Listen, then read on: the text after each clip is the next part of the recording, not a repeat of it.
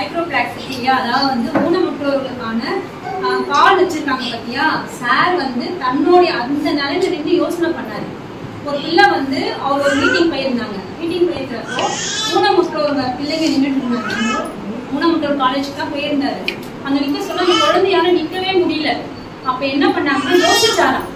யாரு? அப்துல் கலாம் வந்து யோசிச்சாராம், ஏன் இந்த பிள்ளைங்க இவ்வளவு வெயிட்டான ஒரு மரக்கால கால் இல்லாதவங்களுக்கு மரக்கால் ரெடி பண்ணி கொடுத்தாங்க இல்லையா, அது வெயிட்டா இருக்கும். ஆக்சுவலா அதை வச்சு நிக்கவே முடியாது, குழந்தைங்களால நிக்கவும் முடியாது, உட்காரவும் முடியாது. கழட்டிட்டு தான் உட்காரல, காலை நீட்டிட்டு உட்காரணும். அவர் மீட்டிங் போயிட்டு சொல்ல அந்த பிள்ளைங்க ரொம்ப கஷ்டப்பட்டுச்சான். அப்புறம் அவருடைய சயின்டிஸ்ட் இருக்காரு இல்லையா, அவர் ஆபீஸ்க்கு வந்துட்டு ரொம்ப நேரம் யோசிச்சாரு, இது என்ன பண்ணலாம் அப்படின்னு, எவ்வளவு லைட் வெயிட்டா மாத்தலாம் அப்படின்னு சொல்லிட்டு. அப்படி பண்றப்போ அதாவது மைக்ரோ பிளாஸ்டிக் ஒயிட் கலர்ல இருக்கும், அது ஒரு பிளாட்டினம். அது வந்து என்னன்னா மிதக்கும் அப்படியே. இப்போ ராக்கெட்ல அனுப்புறோம் இல்லைங்களா, அவங்க ட்ரெஸ் எப்படி போட்டிருப்பாங்க அப்படியே மிதங்கும், அது காத்துல வந்து அப்படியே மிதக்கும். அதுல வந்து பண்ணுவோம் அப்படின்னு சொல்லி அவர் கண்டுபிடிச்சு கொடுத்ததுதான் ஊனமுற்றவரோட இப்ப வந்து ஃப்ரீயா நடக்கிறதுக்கான ஒரு மைக்ரோ பிளாஸ்டிக் வச்சு ரொம்ப லேசா, அதாவது வந்து 100 ml இருந்து 10 mm புரியுற மாதிரி சொன்னேன். ஓகேவா? அதனுடைய என்ஜி அதிகம், அந்த அளவுக்கு குறைச்சி ரெடி பண்ணி கொடுத்தது நம்ம ஏபிஜே அப்துல் கலாம் ஐயா தான்.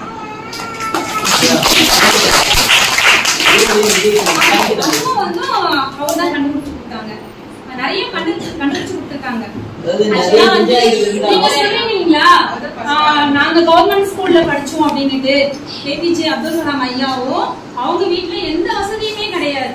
அவங்க வந்துட்டு என்னன்னா ஒரு ஸ்ட்ரீட் லைட்ல தான், அவர் அதுக்கு கீழே உட்காந்துதான் படிச்சாங்க. அவருடைய புக்ஸ படிச்சீங்கன்னா உங்களுக்கு தெரியும், நம்ம இது எவ்வளவு மேலு. உங்களுக்கு கிடைச்சிருக்கிற சலுகை எல்லாம் அவருக்கு கிடைக்கவே இல்லை தெரியுமா. ரொம்ப கஷ்டப்பட்டாங்க. அவங்க கஷ்டப்பட்டுதான் ரொம்ப படிச்சு இந்த அளவுக்கு வந்திருக்காங்க.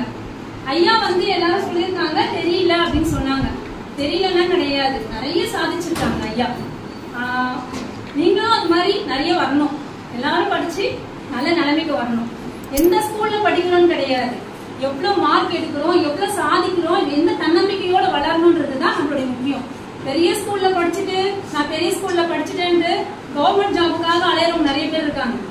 நம்ம படிச்சுட்டு நமக்காக காத்துட்டு இருக்கு. அதனால இதை வந்து மட்டமா நினைக்காதீங்க.